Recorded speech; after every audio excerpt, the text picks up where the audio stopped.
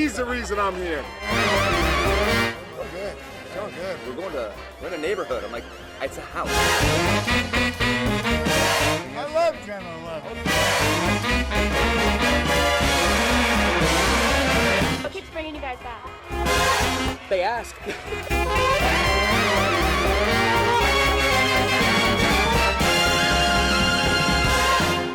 And here at 11 o'clock, welcome everybody. Right now on the WHAS 11-9 team, it is Louisville's biggest night of parties before the biggest horse race in the world, tomorrow's Kentucky Derby. Hi everybody, thank you very much for joining us. I'm Doug Proffitt. We've got a lot to bring you on this packed newscast. The story tonight, some big surprise names showing up in Louisville, and so did the stars who come every year. The WHAS 11-9 team has got you covered. We're bringing you team coverage from the biggest Derby Eve parties still underway. Jose Alonso is live at the Gala House for Unbridled Eve with photojournalist Emma Gefter covering the red carpet there. But first, we are heading to the original Derby Eve Gala.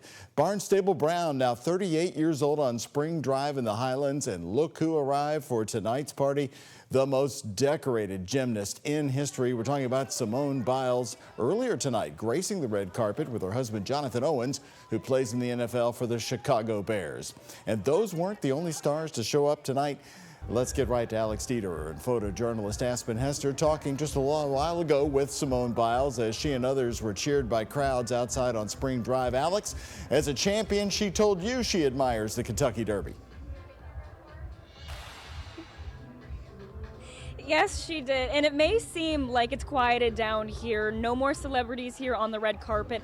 But let me tell you, the party is just starting. We're starting to hear that microphone be passed around for the 36th annual Barnstable Brown Gala. So everyone is inside getting their celebration on for the 151st Run for the Roses. Now, today we saw some big names, some like Tracy Morgan, who come year after year. We saw Selma Blair, and of course, like you mentioned, U.S. Olympic gold medalist gymnast Simone Biles and her husband. And I got to ask Simone. It was her first Kentucky Derby that she's gearing up for tomorrow, and she's also getting ready to have the Riders Up call tomorrow. I asked her how she's been preparing. Yes, I've always wanted to come to the Kentucky Derby, but obviously with training, I've never been able to come. How are you feeling about your call tomorrow? I don't know, I'm not that nervous. Everyone's making me seem like I should be nervous, but I'm not, so maybe I should be. I mean, I want my horse to win, but I love being here. Love Kentucky. There's just nothing else like this anywhere. I've been to every party I feel like that exists, from the Grammys to some of the other fun stuff in Nashville and all the shows on the road. This is just such a one-of-a-kind, if you know, you know kind of thing. This has been unbelievable. I can't even believe. People warned me on how great it was, but I wasn't prepared for how everybody's so nice and how cool it is and how much fun it is. I love all of it, man. There's not one part of it that really, you know, is better than the other. It's kind of like asking me which one of my children I like the best. I love them all.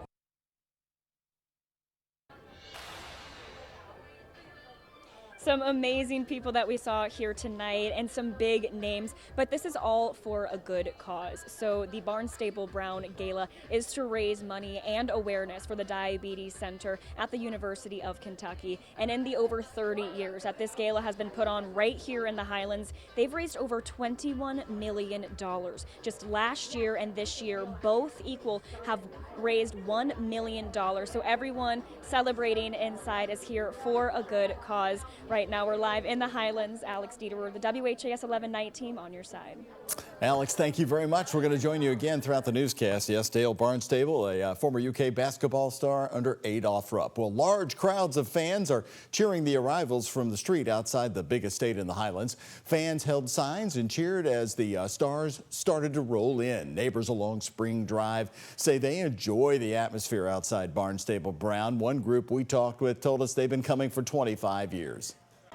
Oh my gosh. It's grown so much. Yes, there's been lots. Oh my gosh. It was from the people that do the dancing and things down through here, and every year they just add something new. Like this year they've got the light up Barnstable Brown party, you know, they always have the balloon, things like that. It's just, and more stars. She feels like Carolina, looks like California, shining like those New York lights on Broadway. And now to downtown Louisville, we give you a little taste of what partygoers at Unbridled Eve can expect tonight from Matt Thomas, the lead singer of Parmalee. And the night team is watching the big names roll into the Gala House for Unbridled Eve. Celebrities and some well-known musicians showing up for the party. WHAS 11's Jose Alonso and photojournalist Emma Gafter are there. You and Emma are a stunning team. Look at this picture here tonight. Jose, you got some big name musicians this year, like the founder of the 80s English band, Jack Hughes, and Wank.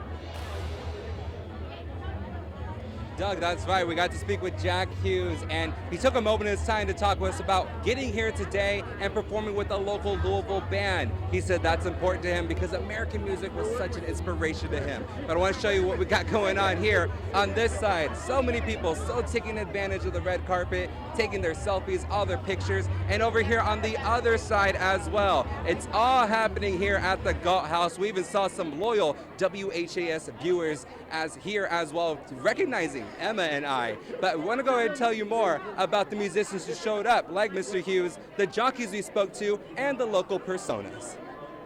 I actually was going to have to miss it, and when I spoke with GT in more detail about what it was, I moved some things around to make it happen. The backpacks over the weekend and everything, it's inspired me, so. I just want to be a good one, love you like nobody ever could one. I mean, I started from the ground roots of playing guitar, being on Channel 11 News when I was a kid, just trying to break through, and so I'm always grateful. So this is my favorite sporting event of the year, one because of the hospitality that's shown to us when we're down here, but also the charity, of course, and then the race itself, the most exciting 2 minutes in all of sports. I'm working with a band from Louisville, so they've been rehearsing, and we had like 40 minutes together today, just running through the tracks, So it'll be exciting, they've done their work, and hopefully I'll remember the lyrics. When you're a little kid, it's all you really think about when you're getting older, especially when you're in this line of work.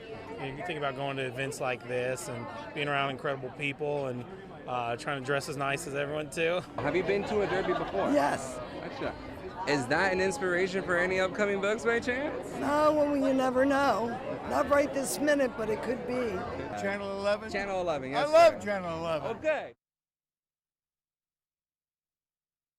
And you can hear right now, taking the stage is Jack Hughes. Right afterwards, they're gonna have a raffle, and then Callaway's gonna take the stage. Again, this gala is all about fundraising. You can't forget about that. And of course, we asked them about the big race tomorrow and what horses they're looking at. The ones we kept hearing, Chunk of Gold and Sandman. But Doug, we're gonna stay out here and enjoy the party a little bit, checking back with you towards the end of the show. Reporting live at the Gala House at the Unbridled Eve Derby Gala. Jose Alonso, WHAS 1119 on your side.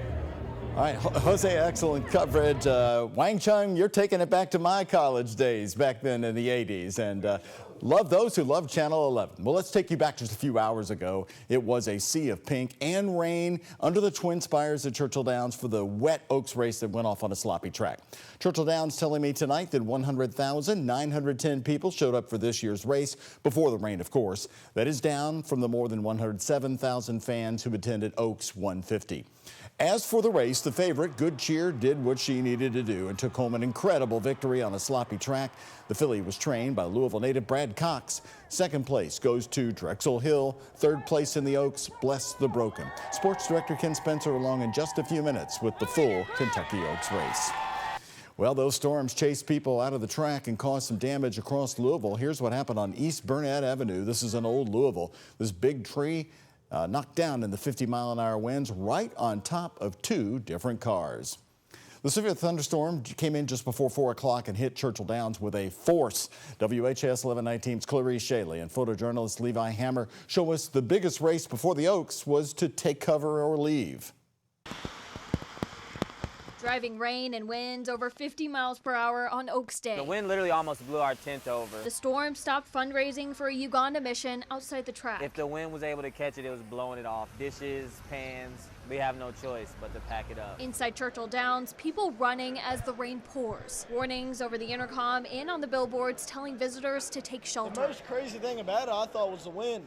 we were getting hit by sand and stuff in my eyes on the infield. Weather postponed Oaks Post by about 10 minutes. Some left before the race. Yeah, we're going to leave a little early just because of the rain, and we wanted to get back and get ready for dinner and stuff. So we've come and had a good time, but we're ready to get out of the rain. Go to X-Men's Trackside Lemonade. Business continues as usual outside the track. I've been getting a lot of customers, but whenever it was raining, I had to quit. Kentucky Oaks may have been affected by the weather, but people around Churchill Downs are still having fun and making the most of it. You hit up a few of the local bars around here, you get the yard parties and people leaving the track, and it's an experience in itself. The party never stops on Oaks and Derby. For the WHAS 11 Night Team, I'm Clarice Shaley on your side.